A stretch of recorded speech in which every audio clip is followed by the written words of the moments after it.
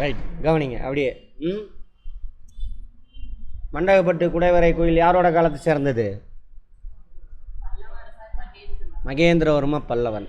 Very good. அதான் போயிட்டுருக்கு. துவாரபாலகர்கள் சில இடம் பெற்றுள்ளன. குடைவரை கோயில் அமைக்கும் முறை கிபி 700க்கு பின்னர் மறைந்து. 600லேருந்து 700க்குள்ளே என்னாச்சு? குடைவரை கோயில் மறைந்து என்னாச்சு? பெரிய வடிவிலான கட்டுமான கோயிலை கட்டுவதற்கு வழிவகுத்து விட்டது.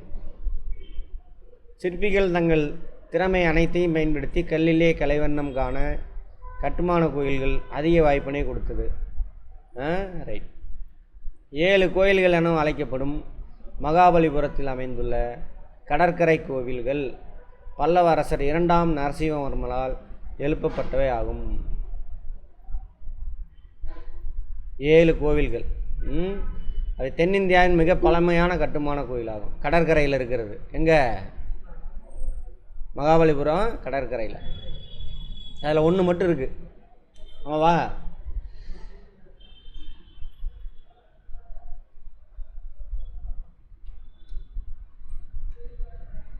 இதுதான் இருக்கிறதுலே ஓல்டஸ்ட்டு.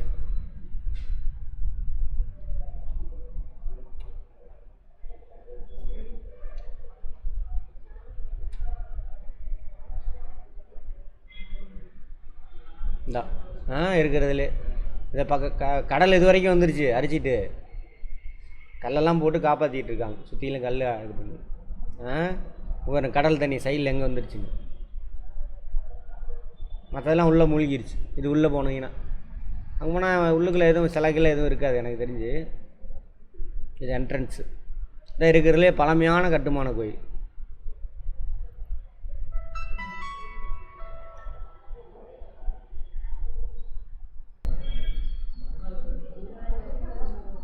மிக பழமையான கட்டுமான கோயிலை தான்.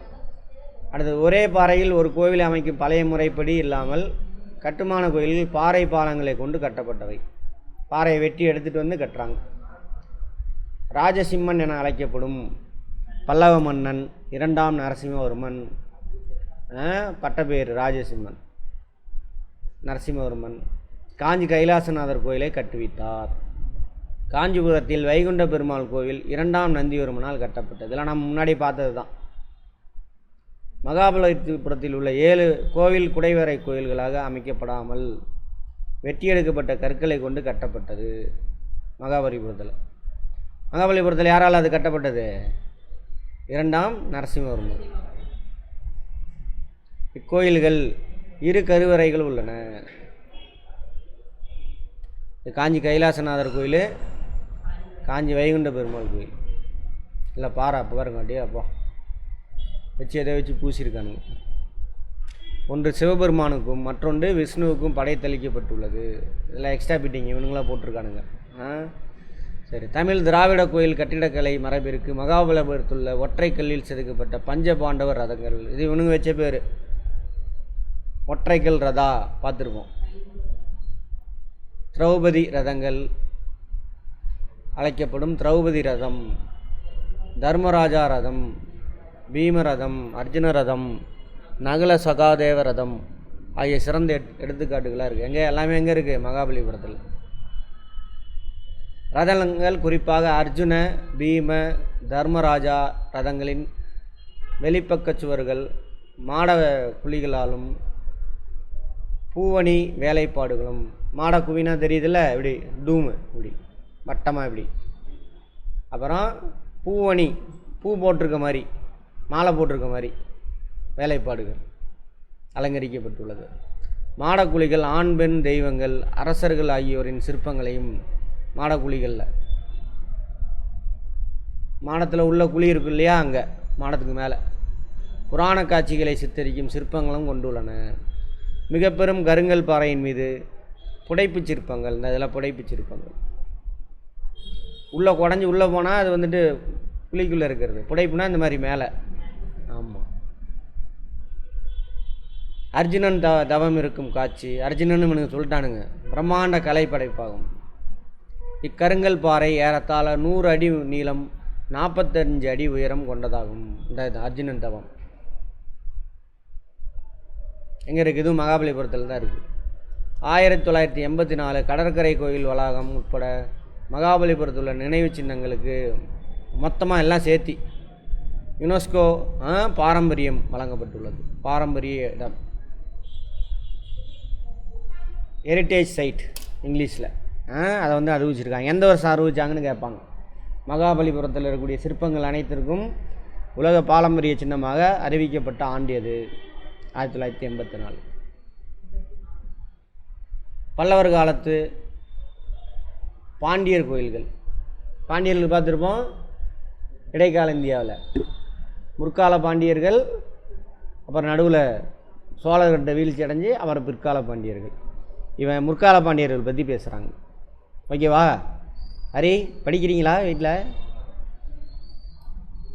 முற்கால பாண்டியர்கள் பல்லவர்கள் படித்த ட்ரை பண்ணிட்டு வந்தீங்கன்னா ரீகாலாகி அப்படியே உட்காந்துக்கும் அப்படியே. ஆமாம், பல்லவர்கள் சமகாலத்தவர் ஆவார். பல்லவர்களைப் போலல்லாமல் பாண்டியர்கள் தங்கள் குடைவரை கோயிலில் கருவறையில் கடவுளின் சிலைகளை நிறுவினர். அங்கே குடைவரை கோயில் என்ன கிடையாது, சிலை கிடையாது, கருவறையில் சும்மா இருக்கும். இங்கே சிலை நிறுவியிருக்காங்க பாண்டியர்கள். பாண்டிய பேரரசின் ஆட்சிக்குட்பட்டிருந்த பகுதிகள் 50க்கும் மேற்பட்ட குகை கோயில்கள் கண்டறியப்பட்டுள்ளன. இது வரைக்கும் இன்னும் இருக்குது, நிறைய கண்டுபிடிச்சிருக்காங்க. அவள்கிட்ட ரொம்ப முக்கியமானது மலையடி குறிச்சி, ஆனைமலை. ஆனைமலைனா அங்கே மதுரை பக்கத்தில் இருக்கும் ஒரு ஆனைமலை. அது திருப்பரங்குன்றம், திருச்சிராப்பள்ளி ஆகிய இடங்களில் இருக்குது. 1 2 3 4 இக்குகை கோயில்கள் சிவன், விஷ்ணு, பிரம்மா ஆகிய கடவுளர்களுக்கு படைத்தளிக்கப்பட்டுள்ளது. அது கடவுளுக்கு யாருக்கு கொடுத்தாலும் தெரில, இவனுக்கு சொல்லிட்டானுங்க. Okay, no problem. பாண்டியர் காலத்து சிவன் கோயில்களின் லிங்கங்கள் தாய்ப்பாறையிலிருந்து செதுக்கப்பட்டவையாகும். அதாவது தாய்ப்பாறைனா வெளியில் இருந்தாலும் எடுத்துகிட்டு வரல, அந்த குடைவரை கோயிலே சென்டரில் ஒரு இதை செதுக்கி லிங்கம் உருவாக்குறேன். நான் கூட சொன்னல, அது திருமயத்தில் மேலே ஏறி போகணும், படியில் ஏறி போனால் உள்ளே லிங்கம் இருக்கும் அப்படின்னு. சிவலிங்கமானது கருவறையின் மையத்தில் சுற்றிலும் போதுமான இடம் விட்டு நிறுவப்பட்டுள்ளது. சுற்றிட்டு வர மாதிரி. கருவறையில் உபயோகித்த நீர் வெளியே செல்ல கால்வாயும் அமைக்கப்பட்டுள்ளது. குடைவரை கோயிலில் பாண்டியர்கள் காலத்தை சேர்ந்தது 5 இடத்துல இருக்குது.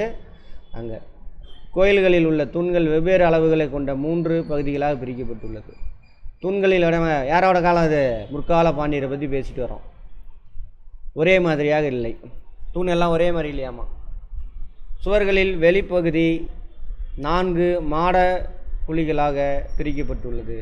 இவற்றில் விஷ்ணு, துர்க்கை, கணபதி, சுப்பிரமணி, முருகனை தான் சொல்கிறாங்க. அப்படி பேரை மாற்றிடுவானுங்க இவனுங்க. சூரியன், பிரம்மா, சரஸ்வதி பேர் வச்சுக்கிட்டாங்க. அங்கெல்லாம் சிலை இருக்குது, பேர் வச்சுக்கிட்டாங்க. கருவறையின் இருபுறத்திலும் துவாரபாலர்கள். பல்லவர்கள் காலத்தில் எப்படி இருந்தோ அதே மாதிரி தான். பாறை குடைவரை கோயில்களும் கட்டுமான கோயிலும் பாண்டியர் கட்டடங்களின் சிறப்பு மிக்க அம்சமாகும். ஒற்றைக்கல்லில் செதுக்கப்பட்ட கோயிலுக்கு மிக சிறந்த எடுத்துக்காட்டு கழுகுமலை. அதே மாதிரி ஒற்றைக்கல்லில் கழுகுமலையில் இந்த சிற்பம் இருக்குது. யார் காலத்தை சேர்ந்தது? பாண்டியர்கள் காலத்தில். கேட்பாங்க, கழுகுமலை ஒற்றைக்கல் அந்த கோயில் யார் காலத்தை சேர்ந்தது? பாண்டியர்கள் காலத்து.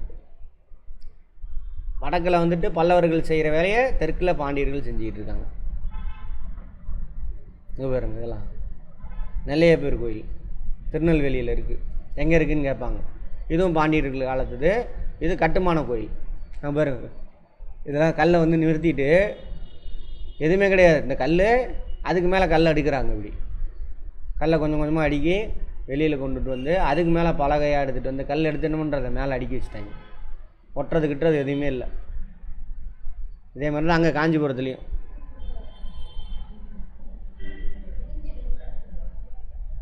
அது வெயிட்டாக தானே இருக்குது, எவ்வளோ காற்றடித்தாலும் தாங்கும்.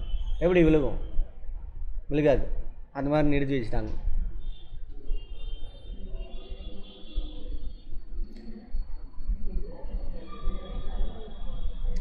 அந்த கழுகுமலையில் உள்ள கோயிலுக்கு பேர் என்னவா? வெட்டுவான் கோயிலாமா. அந்த ஊர் மக்கள் வச்சுருக்காங்க. என்னது? வெட்டுவான் கோயில். ஆமாம். இப்படி 4 பேர் சேர்ந்து இந்த பக்கம் வாங்க, அப்படியே எந்திரிச்சு மாறி உட்காருங்க. கோவிலின் உச்சியில் உமாமகேஸ்வரர், தட்சிணாமூர்த்தி, விஷ்ணு, பிரம்மா சிற்பங்கள் காணப்படுது. சரி, அதெல்லாம் விட்டுருங்க, சாமி பேர்லாம் யாரும் நமக்கு தேவையில்லை. மதுரை மீனாட்சி அம்மன் கோவிலிலும் திருநெல்வேலி நெல்லையப்பர் கோயிலும் பாண்டியர் கட்டிடக்கலை பாணியை பறைசாற்றும் எடுத்துக்காட்டுகள். மதுரை மீனாட்சி அம்மன் கோயில் யார் காலத்தில் கட்டினது? பாண்டியர்கள். நெல்லையப்பர் கோயில் அப்புறம் போக டெவலப் பண்ணி ஏகப்பட்ட பெருசாக்கிட்டாங்க அந்த கோயிலை. சிற்பங்கள் இந்த பல்லவர்கள் பாண்டியர்கள் காலத்து சிற்பங்கள். இப்போ யாரை பற்றி சிற்பங்கள் போயிட்டுருக்கு? இல்லை, பாண்டியர்கள் காலத்துக்கு, முற்கால பாண்டியர்கள். பாறை குடைவரை கோயில் குகைகளின் சுவர்கள் கடவுளர்களின் புடைப்பு சின்னங்களால் அலங்கரிக்கப்பட்டன. புடைப்பு சின்னம்னா என்னென்னு பார்த்துட்டோம். கட்டுமான கோயில்களை பொறுத்தமட்டில் கருவறையின் சுவர்களில் அலங்கார வேலைப்பாடுகள் காணப்படவில்லை. கட்டுமான கோயில் இல்லையாமா, சும்மா மொட்டையாக தான் இருந்தது. நெல்லையப்பர் கோயில் பார்த்தோம்ல, அதெல்லாம் இல்லை. இது வெட்டுவான் கோயில். எது? கழுகுமலை, அதில் உள்ளது.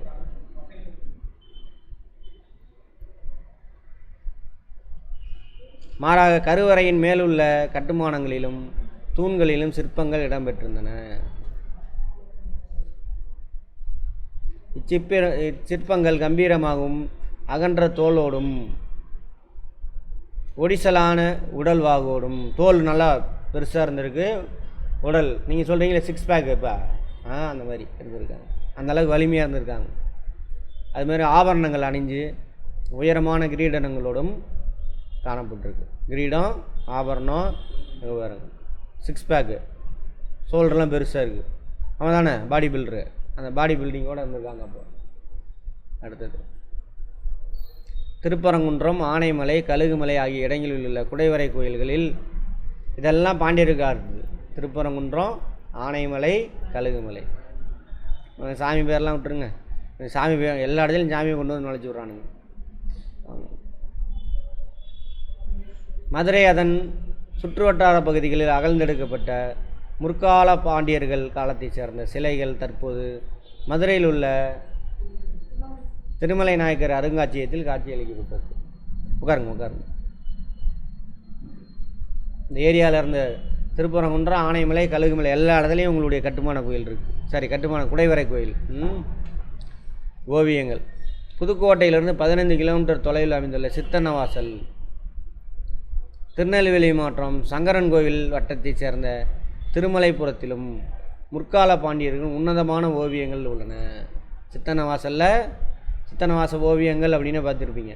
பாண்டியர்கள் அடுத்தது முற்கால பாண்டியர்களது. அதே மாதிரி திருமலைபுரத்தில் சங்கரங்கோயில் வட்டத்தைச் சேர்ந்த திருமலைபுரத்தில் அங்கே. அதே மாதிரி சுத்தனவாசல் சமணத்துறவிகள் வாழ்ந்த குகையாகும்.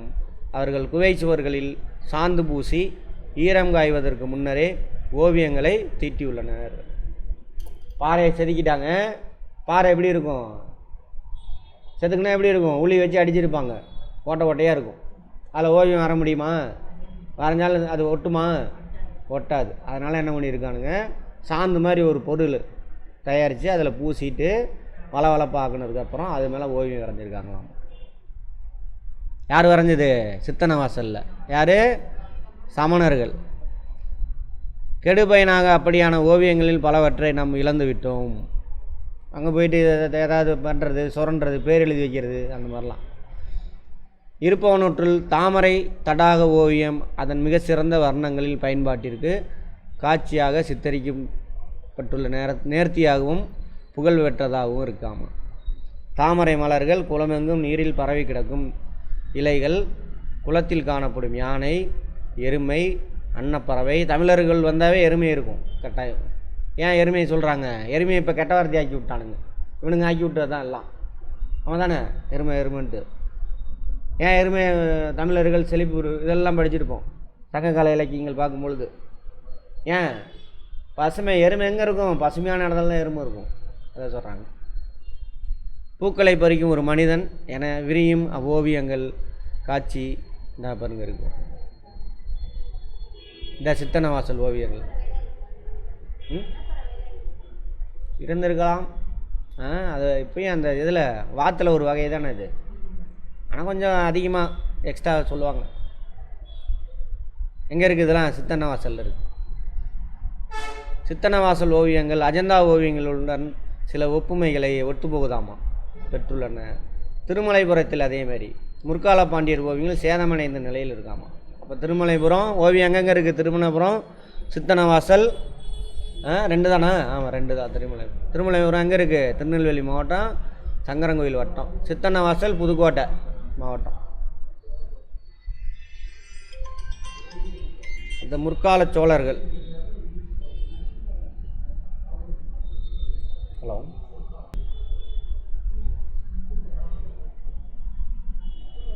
அடுத்தது முற்கால சோழர்கள் காலம். முற்கால சோழர்கள் யார்? அவன் சொன்னால 850 பல்லவர்கள் வீழ்ச்சி அடைய வச்சு இவங்க வருவாங்க. அதுலேருந்து 1100 வரைக்கும் முற்கால சோழர்கள் அப்படின்னு பார்த்தோம். அடுத்து 1100 1150, கரெக்டா? 1350 அப்படின்னு ரெண்டாக பிரிச்சுருக்காங்க அப்படின்னா என்ன, தொடர்ச்சி தான், அப்படியே கண்டினியூ ஆகும். பட் கோயிலில் பரிமாற்றம் வேறு மாதிரி ஸ்டைல் இருக்கும், அதனால் அதை ரெண்டாக பிரிச்சுருக்காங்க, வேறு ஒன்றும் இல்லை. கிபி 850 விஜயாலய சோழன் காலத்தில் முக்கியத்துவம் பெற துவங்கி சோழர்கள் தொடர்ந்து அப்பகுதியில் 400 ஆண்டுகள் ஆட்சி செய்தனர். முற்கால சோழரின் கோவில்கள் கட்டிடக்கலைக்கு தமிழ்நாட்டில் திண்டிவனத்திற்கு அருகே உள்ள தாராபுரத்தில் உள்ள தாதாபுரத்தில் உள்ள கோயில்கள் குறிப்பிட்டு சொல்லலாம். முற்கால சோழரின் கோயில் கட்டிடக்கலை செம்பியன் மகாதேவி பாணியை பின்பற்றி அமைந்தது. முக்கியமானது, முற்கால சோழர்கள் யாரோட பாணியை பின்பற்றுச்சு? செம்பியன் மகாதேவி. அடுத்து கோவில்களில் அதிக எண்ணிக்கையில் தேவகோஷ்டங்கள், மாடக்குழிகள் இருந்தால் அதை செம்பியன் மகாதேவி பாணி என வகைப்படுத்தலாம்.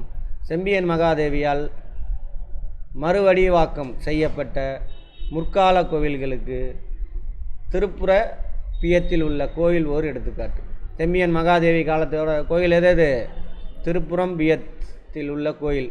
அங்கே ஒன்று திருப்புரம் பியம் அப்படின்ற இடம். அப்புறம் எங்கே இருக்கு?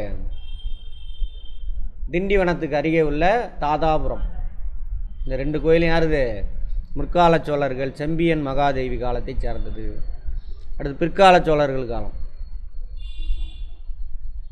தஞ்சாவூரில் கங்கை கொண்ட சோழபுரத்தில் அமைந்துள்ள 2 உன்னதமான கோயில்கள் முதிர்ச்சி, அவங்களுடைய கட்டிடக்கலை முதிர்ச்சியை பிரதிபலிக்கிறது. ஏறத்தாழ 1009 கட்டி முடிக்கப்பட்ட தஞ்சாவூரில் உள்ள சிவன் கோவில் ராஜராஜன் காலத்து செல்வ பெருக்கு சாதனையாக நினைவு சின்னம். ஆமாவா? இது யார் கட்டினதுன்னு பார்த்தோம், அதை ராஜராஜ சோழன். இது மட்டும்தான் கட்டியிருப்பார், மற்ற எக்ஸ்ட்ரா பில்டிங்லாம் வேறு கொண்டு வந்திருப்போம். இது அங்கே இருக்கு கங்கை கொண்ட சோழபுரம். கங்கை கொண்ட சோழபுரத்தை கட்டினது யார்? ராஜராஜ சோழனா? பிரகதீஸ்வரர் தான் ராஜராஜ சோழன். கங்கை கொண்ட சோழபுரம் முதலாம் ராஜேந்திர சோழன். ரெண்டாவது இருக்கான இல்லையோ, முதலாம் ராஜேந்திரன். அதுக்கப்புறம் அது நிறுவனதுக்கப்புறம் கங்கை கொண்ட சோழபுரம் நிறுவனதுக்கப்புறம் தலைநகர் எங்கே வந்துடும்? தஞ்சையிலேருந்து அங்கே வந்துடும், கங்கை கொண்ட சோழபுரத்துக்கு வந்துடும், அரியலூர் டிஸ்ட்ரிக்டில். தஞ்சாவூர் பெரிய கோவில் அது கட்டப்படும் பொழுது ஒரு பெரிய கோயில் வளாகமாக இருந்தது. ஆமாம், அதன் விமானம் பார்த்துருப்போம், கர்ப்பத்துக்கு மேலே இருந்தால் விமானம் 216 அடி உயரம் கொண்டது. உலகத்தில் மனிதனால் கட்டப்பட்ட மிக உயரமான சிகரங்கள் அதுவும் ஒன்று என்பதால் அது குறிப்பிடத்தக்கது. நல்லதான். மிகவும் உயரமாக அமைந்திருப்பதால் அதன் சிகரம் தட்சிணமேரு என்று அழைக்கப்படும். இவனுக்கு பேர் வச்சுட்டானுங்க, தட்சிணமேருன்னு. இங்குள்ள 16 அடி நீளமும் 13 அடி உயரம் கொண்ட மிகப்பெரிய நந்தி ஒரே பாறையால் செதுக்கப்பட்டது. கோயிலுக்கு போயிருக்கீங்களா எல்லாரும்? இதுக்கு முன்னாடி பார்த்தீங்கன்னா இங்கே ஒரு நந்தி இருக்கும், ஒரே பாறை, பயங்கர ஹைட்டாக இருக்கும். எவ்வளோ ஹைட்டு போட்டிருக்காங்க? 16 அடி நீளம், 13 அடி உயரம். 13 அடி சரியா? என்னைய மாதிரி இப்போ டபுளாக நிற்க வச்சிங்கன்னா அதுக்கு மேலே இன்னும் ஒரு அடி சேர்த்தணும். 13 அடி உயரம். நீளம் எவ்வளவு? 16 அடி. பயங்கர ஜெய்ஜாண்டிக்காக இருக்கும். யார் போகல இது வரைக்கும்? அங்கே போனது இல்லையா? வேலை வாங்கணுன்னு போய் ஃபஸ்ட்டு சுற்றி பாருங்கள்.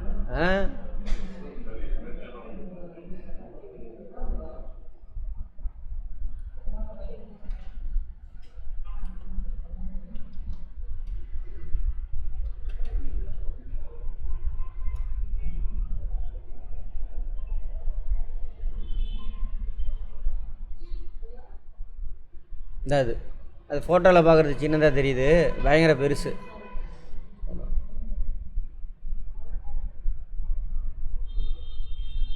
அடுத்து கங்கை கொண்ட சோழபுரம்.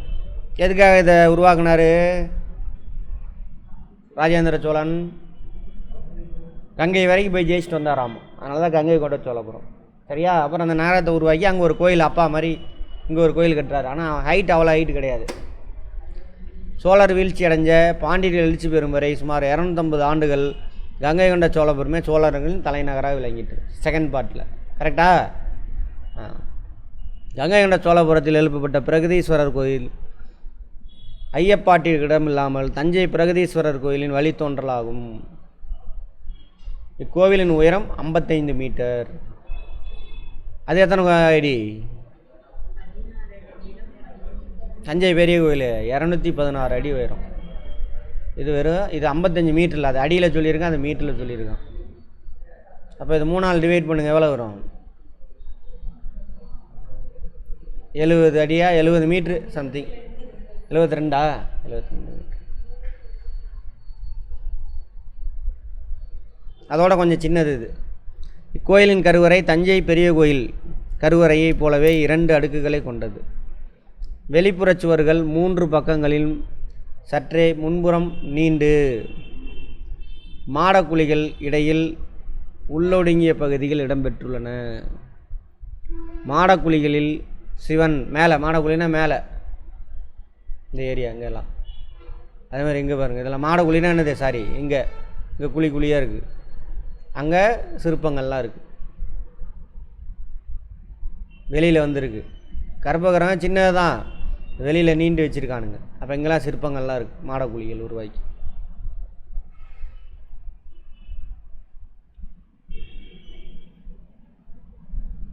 இக்கோயில் வளாகத்தில் சண்டிகேஸ்வரர், கணேசன், மகிஷாசுரமர்தினி ஆகியோருக்கு சன்னதிகள் இருக்காம். சன்னதினா பக்கத்தில் இருக்கும்.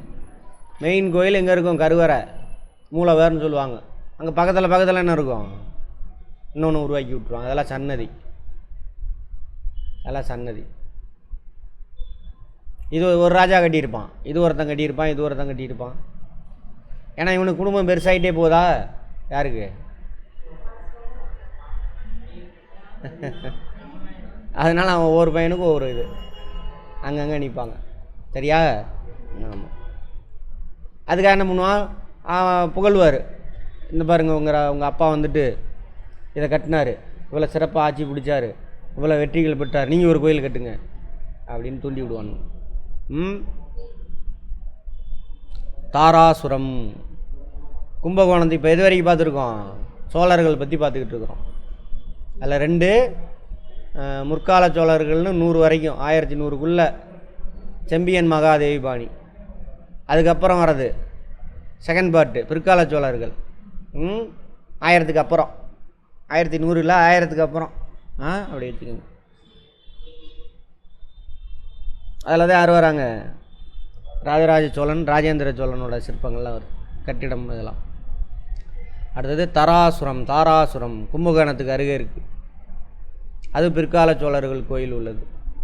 பேரழகு மிக்க கட்டிடக்கலை கூறுகளை கொண்ட இக்கோயில் ஐராவதீஸ்வரருக்கு இந்திரனின் யானை வழிபட்ட கடவுளாமா. இந்திரனோடால் யானை வழிபட்ட கடவுளாமா. யார்?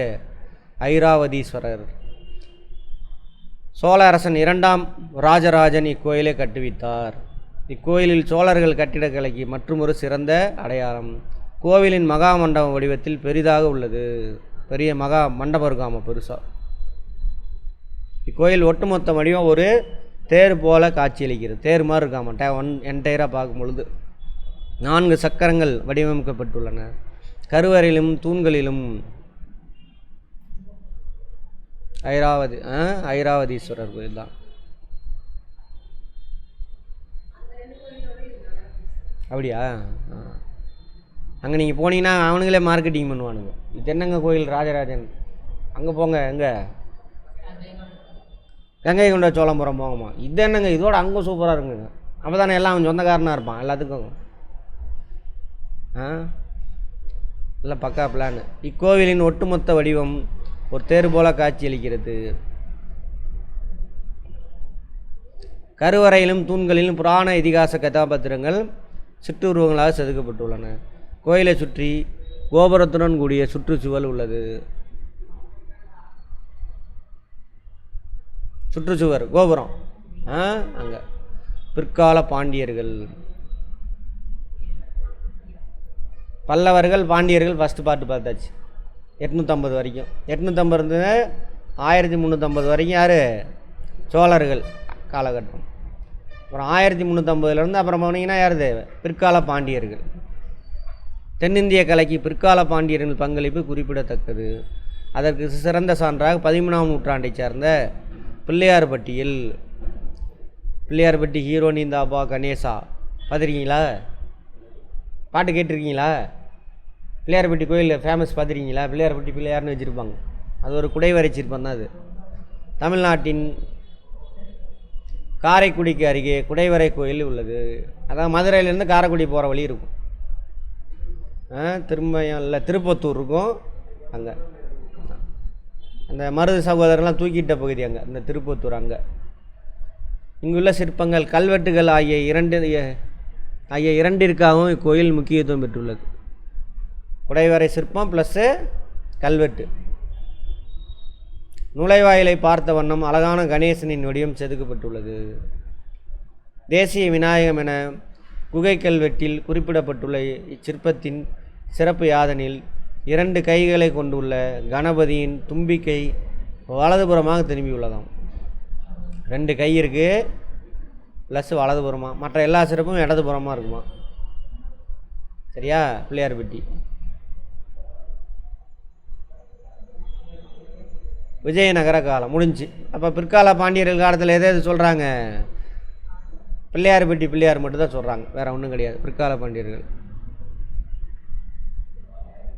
அப்புறம் தாராசுரம், அரிவட்டேஸ்வரர், கங்கை கொண்ட சோழபுரம், தஞ்சாவூர் பெரிய கோயில், இதெல்லாம் வந்துட்டு பிற்கால சோழர்கள். இதில் இவங்க 2 பேரும் நிறையா ஞாபகம். ராஜராஜ சோழன், இது யார்? ராஜேந்திர சோழன். இது யார்? தாராசுரம் யார்? 2ஆம் ராஜராஜ சோழன். Very good. விஜயநகர அரசுகளின் ஆட்சி காலத்தில் ஒரு புதிய வடிவான கட்டும் முறை உருவானது. கோவில்களில் மண்டபம் கட்டப்பட்டது. இப்போ தான் முதல்ல மண்டபம் கான்செப்ட் வருது. பழைய கோயில் இருந்தாலும் அதுக்கு பக்கத்தில் மண்டபம் கட்டிடுவாங்க. ஏதாவது விழா ஃபங்க்ஷன் நடத்துறது அந்த மாதிரி விஷயத்துக்கெல்லாம். ஒவ்வொரு ஆண்டும் கடவுளர்களின் திருவுருவச் சிலைகள் மண்டபங்களில் காட்சிப்படுத்தப்பட்டன. இப்போ பார்த்தீங்கன்னா தெரியும், இந்த நூல்கள் இவங்க கோயில் கட்டுறாங்கன்னா நம்மால் என்ன பண்ணுவான்? நூலகங்கள்லாம் கட்டுவான்.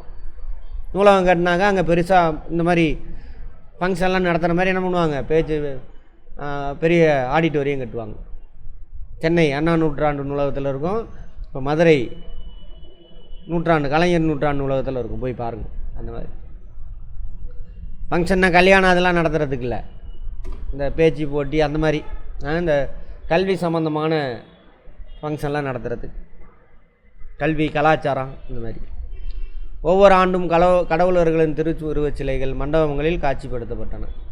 மண்டபங்களில் இப்போ கூட ஃபங்க்ஷன் நடந்துன்னா நிறையா சாமியெல்லாம் அலங்காரம் பண்ணி கொண்டு வந்து வச்சுருக்காங்களா? ஆமாம். கோவிலுக்கு வெளிப்புறத்தில் கட்டப்பட்ட தூண்களுடன் கூடிய 2 மண்டபங்கள் பொது நிகழ்ச்சிக்காக உருவாக்கப்பட்டவையாகும். எங்கே இருக்குது அந்த மாதிரி? மதுரை மீனாட்சி கோயில் மண்டபம் கூட இவங்க தான் கொண்டு வந்திருக்கணும். வேறு எங்கே இருக்குது மண்டபம் ஃபேமஸ்ஸு? சிதம்பரம் நடராஜர் கோயில் இருக்குல்ல, போயிருக்கீங்களா?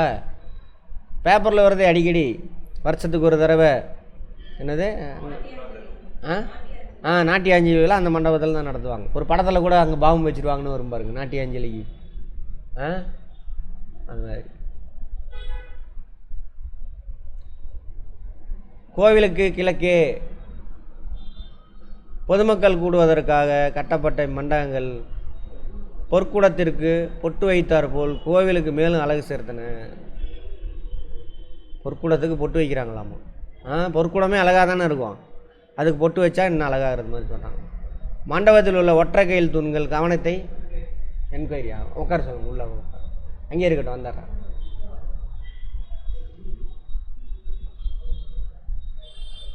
இத்தூண்களில் குதிரைகள், சிங்கங்கள், கடவுளர்களின் சிற்பங்கள் இடம்பெற்றுள்ளன.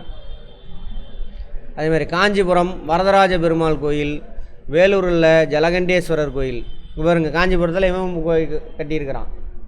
யார் காலம் இது? விஜயநகர பேரரசில்.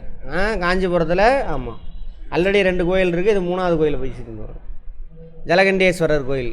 கல்யாண மண்டபங்கள் குறிப்பிடத்தக்க எடுத்துக்காட்டுகளாகும். இம்மண்டபங்களில் மிகவும் புகழ் பெற்றது எது? மதுரை கோயில் அமைந்துள்ள புது மண்டபம். பாண்டியர்கள் தான் மதுரையில் உள்ள கோயிலெலாம் கட்டியிருப்பான். அங்கே எக்ஸ்ட்ரா ஃபிட்டிங்காக என்ன பண்ணுறான்? மண்டபம் கட்டி கொடுக்குறான். முன்னாடி பார்த்துருப்போம், ஒவ்வொன்றும் ஒவ்வொருத்தன் செஞ்சுருப்பான். அங்கே பாருங்கள், அங்கே இருக்கக்கூடிய சிற்பங்கள்லாம் இருக்கா மண்டபத்தில், தூணில் அவ்வளோ அழகாக இருக்குது பாருங்கள். அது 15ஆம் நூற்றாண்டு முதல் 17ஆம் நூற்றாண்டு வரையிலான விஜயநகர வந்துடுறாருங்க.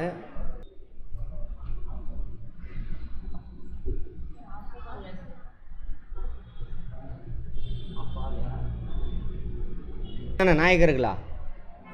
விஜயநகரம் தான் பார்த்துட்டு. விஜயநகரம் நாயக்கர்கள் 2 சேர்த்து தான் வரும்னு நினைக்கிறேன். ரைட். விஜயநகர காலம் அப்படியே இவங்களோட இது தான் அப்படியே இருக்கும், அவங்கள்ட்டையும் வேறு ஒன்றும் இல்லை. 15ஆம் நூற்றாண்டு முதல் 17ஆம் நூற்றாண்டு வரையிலான விஜயநகர நாயக்க கட்டிடக்கலையின் முக்கிய கூறுகளாக திகழ்பவை மண்டபங்கள், அலங்கரிக்கப்பட்ட தூண்கள். மண்டபத்தில் தூண் இருக்கா? தூணில் எப்படி இருக்கும்? சிற்பங்களோடு அந்த மாதிரி இருக்கும். இயற்கை வடிவிலான சிலைகள், கோபுரங்கள், பிரகாரங்கள். பிரகாரம்னா என்னது? சுற்றி வரவங்கள அங்கெல்லாம், அதெல்லாம் இவங்க தான் பண்ணியிருப்பாங்க. அவங்க கோயிலோடு முடிஞ்சு போச்சு. அப்புறம் அதெல்லாம் இசை தூண்கள். இசை ஒரு சில இடத்த கோயிலில் என்ன பண்ணியிருக்கோம்? தூண் இருக்கும், ஒரு 7 இது இருக்கும். தட்டினீங்கன்னா ஒவ்வொரு கல்லும் ஒவ்வொரு சத்தம் வரும். டைன் டைன் டைன்ட்டு. என்னது? சப்தஸ்வரங்களா? ரைட். கல்லாலான சாளரங்கள் ஆகியவை இருக்கும். சாளரம்னா என்ன அர்த்தம்? போர்ட்டிக்கோவா? ஆமாம், அப்படி தான் நினைக்கிறேன். மேலும் கோவில்களோடு சேர்ந்து தெப்பக்குளங்கள் அமைக்கப்பட்டன. தெப்பக்குளம் யார் காலம்? விஜயநகர நாயக்கர் காலத்தை சேர்ந்தது. கோயில்களுக்கான நுழைவாயில்கள் 4 புறங்களிலும் மிக பெரும் கோபுரங்கள் கட்டப்பட்டன. மதுரை மீனாட்சி அம்மன் கோயில் இருக்கா? 4 புறம் கோபுரம் இருக்கா? இதே மாதிரி எல்லா கோயிலையும் 4 புறமும் கோபுரத்தோட நுழைவாயில். சிற்பங்களோடு கூடிய மாடக்குழிகளை. மாடக்குழின்னா சைடில் செவுத்தில் ஓட்டை போட்டு அதுக்குள்ளே கோயில் சாமி வச்சுருவானுங்க. பெரிய வடிவிலான புடைப்பு சிற்பங்கள் அமைக்கும் முறை பழைய மெத்தடு தான் அது. அதிகரித்தது என்பதை திருநெல்வேலி மாவட்டம் திருக்கருங்குடி அழகிய நம்பி கோயில் கேட்பாங்க. திருக்கருங்குடி கோயில் யாரோட காலத்துக்கு? திருவரங்கம் ரங்கநாதர் கோயில் வளாகத்தில் அமைந்துள்ள கோபாலகிருஷ்ணர் கோயில் ஆகியவை காண முடியும். திருவரங்கம் முன்னாடியே அமைச்சிருப்பாங்க. திருவரங்கம் யார் காலத்தை சேர்ந்தது? ஆமாம், இவங்க காலத்தை சேர்ந்தது தான் திருவரங்கம். ஆனால் முன்னாடியே அமைச்சிட்டாங்க. யார் காலத்தில் வரும்? அப்பயே ஆண்டாலே வந்துட்டாங்கல்ல அங்கேருந்து. அப்பயே அமைச்சிட்டாங்க. சரி, அதெல்லாம் கதை பார்த்துக்கோ. ஆழ்வார் திருநகரில் ஆதிநாதர் கோயில் உள்ள தெற்கு விழா மண்டபம். இதெல்லாம் யாரோடது? விஜயநகரம் நாயக்கர் காலத்தை சேர்ந்தது. திருநெல்வேலி நெல்லையப்பர் கோவிலின் முகப்பில் மேற்கூரையுடன் அமைந்துள்ள புது மண்டபம்.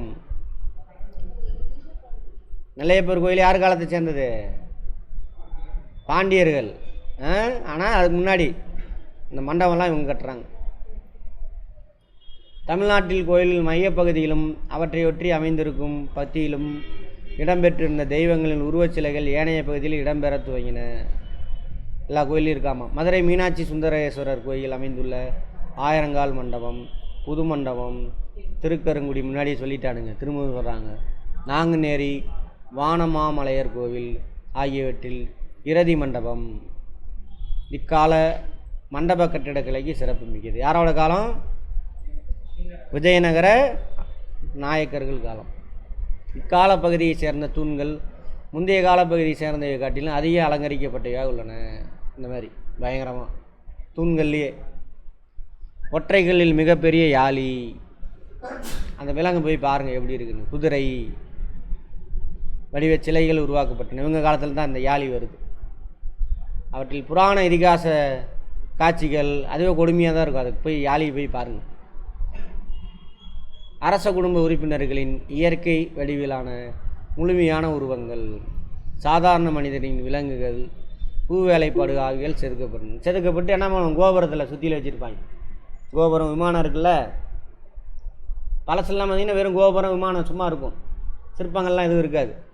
இங்கே தான் முதல்ல என்ன பண்ணுவானுங்க, இந்த மாதிரி கோபுரத்தில் ராஜாவோட சிற்பம் இருக்கும், மனிதனோட சிற்பம் இருக்கும், விலங்குகளோட சிற்பம் இருக்கும், எல்லாமே.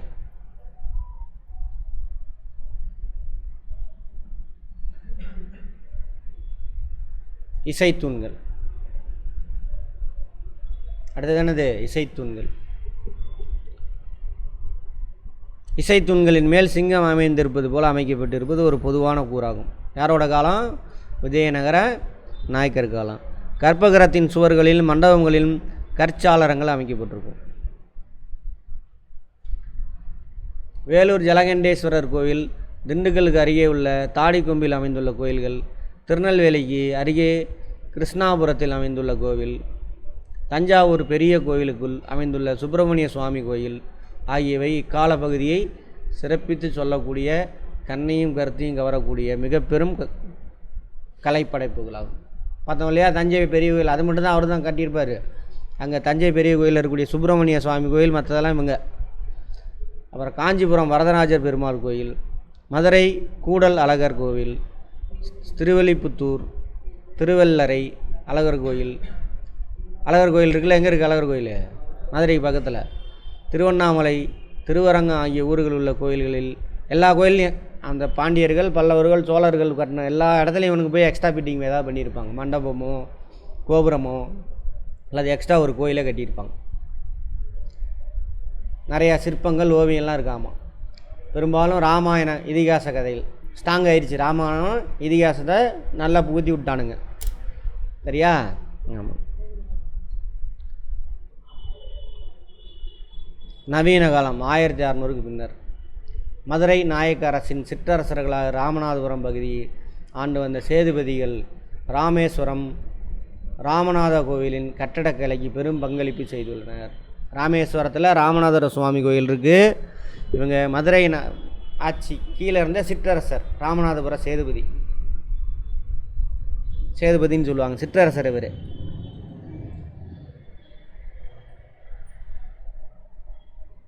ராமேஸ்வரம் கோயிலின் சிறப்பு மிக்க பிரகாரங்கள் நம் கவனத்தை ஈர்த்ததாய் அமைந்துள்ளன. உலகிலே மிகவும் நீளமான கோயில் பிரகாரங்கள் இவையே என சொல்லப்படுகிறது. எங்கே, ராமேஸ்வரத்தில். இக்கோயில் 3 பிரகார சுற்றுகளை கொண்டுள்ளது. அடியாப்பா, வெளிப்புற பிரகாரமாக 7 மீட்டர் உயரம் கொண்டதாம்மா, நேரத்தால் ஹைட்டு மட்டும். வெளிப்பிரகாரத்தின் கிழக்கு மேற்கு பிரகாரங்கள் 120 மீட்டர் நீளமுடையதாகும். வடக்கிலும் தெற்கிலும் உள்ள பிரகாரங்கள் 195 மீட்டர் நீளமும் கொண்டது. வெளியில் ஃபஸ்ட்டு அவுட்டர் லேயரு சுற்றிட்டு வரலாம். அடுத்து 2வது பிரகாரம். வெளிப்பிரகாரத்தை தாங்கி நிற்கும் 1200க்கு மேற்பட்ட தூண்கள் தனிச்சிறப்பு கொண்டது. 1200 தூண் இருக்காம வெளிப்பிரகாரத்தில். பாருங்க எப்படி இருக்குது. அலங்கார வேலைப்பாடுகளை கொண்டுள்ளன. 3 பிரகாரங்களின் உட்புற அமைந்துள்ள பிரகாரமே மிக பழமையானது. அப்போ ஃபஸ்ட்டு ஒருத்தன் கட்டியிருப்பான், அடுத்து ஒருத்தன் கட்டியிருப்பான், அடுத்து ஒருத்தன். இதுதான் ஃபஸ்ட்டு, இது பழசு, இது அதுக்கப்புறம், இது அதுக்கப்புறம்.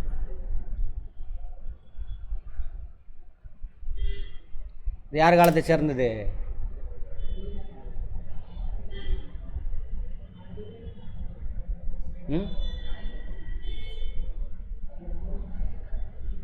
நாயுடுவா, நாயக்கரா? நாயக்கரை கீழே இருந்த சேதுபதி, ராமநாதபுர சேதுபதி. சரியா? ராமநாதபுர சேதுபதி. அவ்வளோதான சுருக்கம், 2 பேராவில் முடிச்சிட்டானுங்க. சரி, உள்நாடு அப்படின்னா என்ன? இண்டிஜீனியஸ் அப்படின்னா நேட்டிவ், நம்மளுக்கு. சகாப்தம், வரலாற்றின் ஒரு காலகட்டம். எப்போச்சு, எரா, ஏஜ். இந்தியன் கவர்மெண்ட் எந்த எராவை ஃபாலோ பண்ணுறாங்க? இந்தியன் கவர்மெண்ட்டு எந்த ஏராவை ஃபாலோ பண்ணுறாங்க?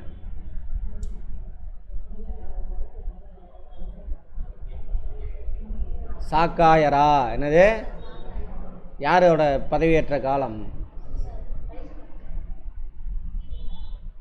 கனிஷ்கர். கிபி 78. ஓகே. கருவறை சாக்டமா இங்கிலீஷில். சீர்கேடான டிகேடன், அதை விட்டுருங்க. கரப்ட். எடுத்துக்காட்டாய்த்துகள் எக்ஸாம்பிளிஃபைடு. நிச்சே சிலை வைக்கும் இடம். மோட்டிஃப் கலைப்பண்புக்கூறு. போல்டர் பெரிய பாறைகிற அதெல்லாம். காண்டம்பரரிஸ் என்னென்ன அர்த்தம்? சமகாலத்தவர். செதுக்கப்பட்ட. சரி. பேஸ் ரிலீஃப் எக்ஸிக்யூஷன் செயல்படுத்துதல் அந்த மாதிரி. இடைவெளி. தென்னிந்தியாவில் உள்ள மிக பழமையான கட்டுமான கோயில் எது?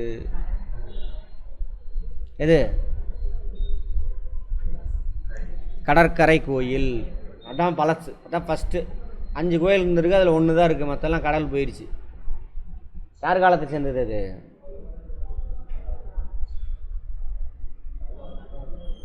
பல்லவர்களில் யார்? 2ஆம்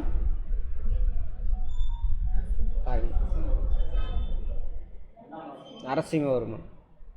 2ஆம் நரசிம்மவர்மன்.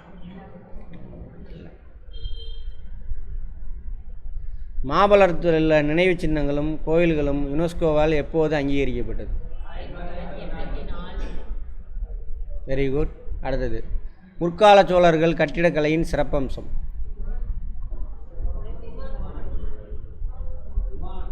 முற்கால சோழர்கள் விமானங்கள். Very good. அழகிய நம்பி கோவில்.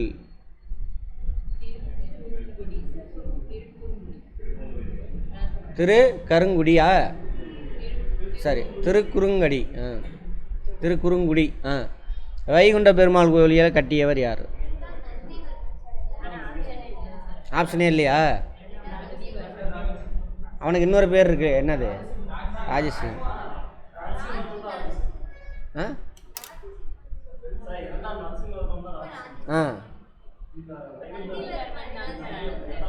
நந்திவர்மனா? தப்பா?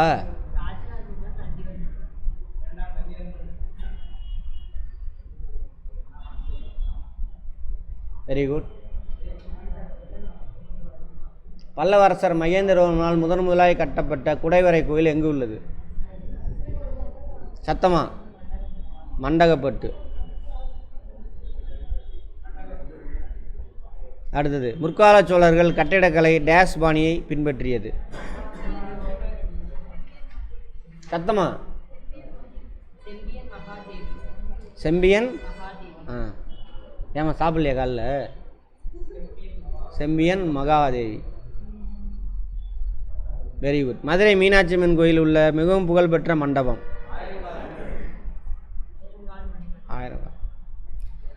ஆயிரங்கால் மண்டபமா?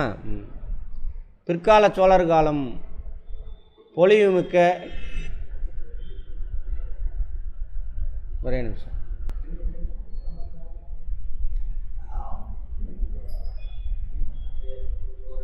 அடுத்தது, விஜயநகர கால கட்டடக்கலையின் தனித்துவ அடையாளம் எது? மண்டபங்கள். மண்டபங்கள். பிற்கால சோழர் காலம் பொலிவுமிக்க டேஸ் பெயர் பெற்றது? கோபுரங்கள். Very good. 7 கோயில்கள்.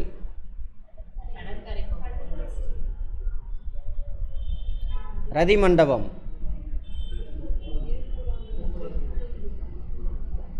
ஐராவதீஸ்வரர் கோயில். ஐராவதீஸ்வரரை வணங்கியது யாரு?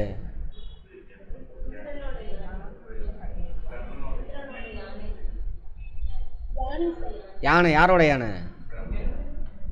பிரம்மனா? விஷ்ணுவா? கிருஷ்ணனா? யாரோடது? இந்திரனோட யானை. சரி. ஆதிநாதர் கோவில். ஓகேவா? கரெக்டா? புது மண்டபம்.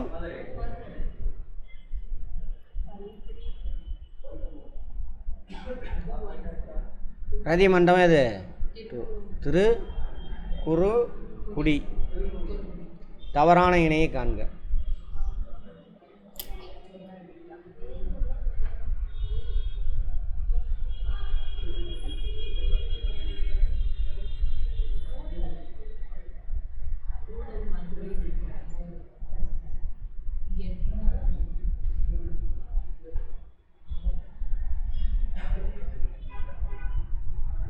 எது தப்பு? இது நாளில்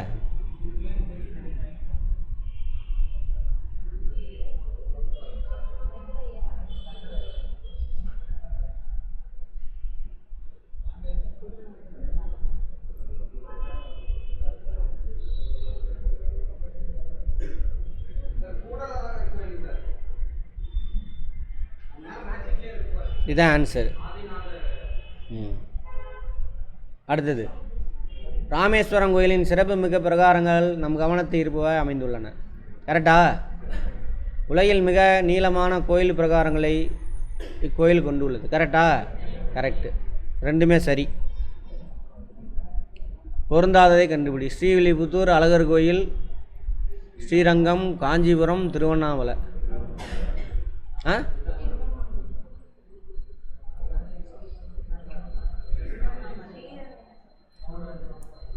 எல்லாம் ஆளுக்கு ஒன்று சொல்லிட்டீங்க. எப்படின்னு சொல்லுங்கள்.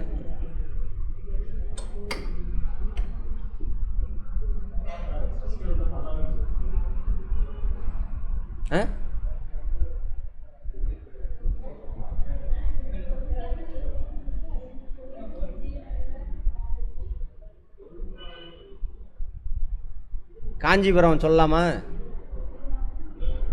இங்கே மட்டும் தான் யார் இருக்காங்க? பல்லவர்கள். என்னோட ஆப்ஷன் அதுதான். ஓகேவா? பல்லவர்கள். பின்வரும் காலத்திற்கு பெயர்படு.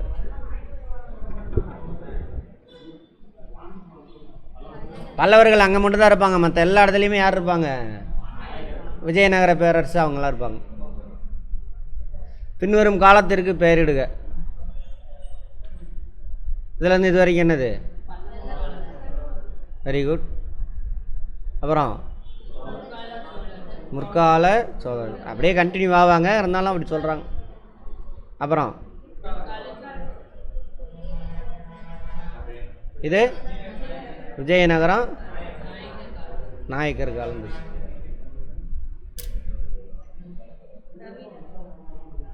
பாண்டியர்களை இதேமாரி இந்த கேப்பில் ஒரு பாண்டியர்கள் வருவாங்க. 2 பாண்டியர்கள் எங்கே வச்சுட்டாங்க? முற்கால பாண்டியர்கள், 1350க்கு அப்புறம் ஒரு பிற்கால பாண்டியர்கள். ஓகேவா? ரைட்.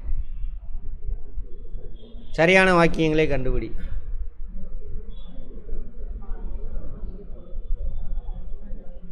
கரெக்டா? பல்லவர் கால கட்டடக்கலை பாணியில் மதுரை மீனாட்சி அம்மன் கோவில் அமைந்துள்ளது. தப்பு. யார்? பாண்டியர்கள், அப்புறம் விஜயநகரம் அவங்க. ரைட். பிள்ளையார்பட்டியுள்ள குகை கோயில் பிற்கால பாண்டியன் பங்களிப்பு. அது ஒன்று மட்டும் தான் சொல்லியிருப்பாங்க. Very good.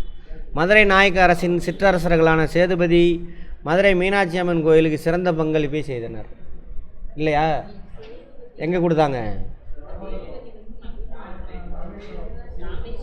ராமேஸ்வரம் ராமநாத சுவாமி கோயில். அதான் கரெக்ட். சரியா தவறா? ராஜசிம்மன் காஞ்சி கைலாசநாதர் கோயிலை கட்டினார். சரியா? ராஜசிம்மன் பேர் என்னது? இன்னொரு பேர்? 2ஆம் நரசிம்மவர்ம பல்லவன். முற்கால பாண்டியர் பிற்கால சோழரின் சமகாலத்தவர். அப்படியா? யாரோட சமகாலத்தவர்? பல்லவர்களுடைய சமகாலத்தவர். பாண்டியர் கட்டடக்கலையின் சிறப்பம்சமாக திகழ்வது குடைவரை மற்றும் கட்டுமான கோயில். கரெக்டா? என்னது? இல்லையே, ரெண்டுமே தானே இவங்க காலத்துலேயும் இருக்கும்.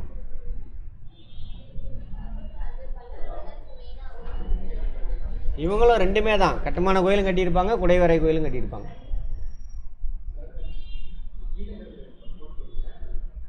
பிரகதீஸ்வரர் கோயில் ராஜேந்திர சோழனால் கட்டப்பட்டது. யார்? ராஜராஜ சோழன். பிரகதீஸ்வரர் கோயில்னா தஞ்சை கோயில். தாதாபுரம்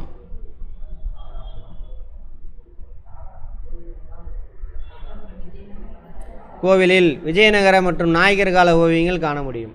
கரெக்டா?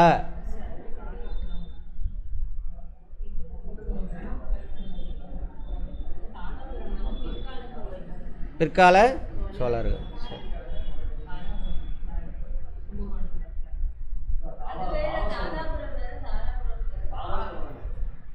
தாராசுரம் அது.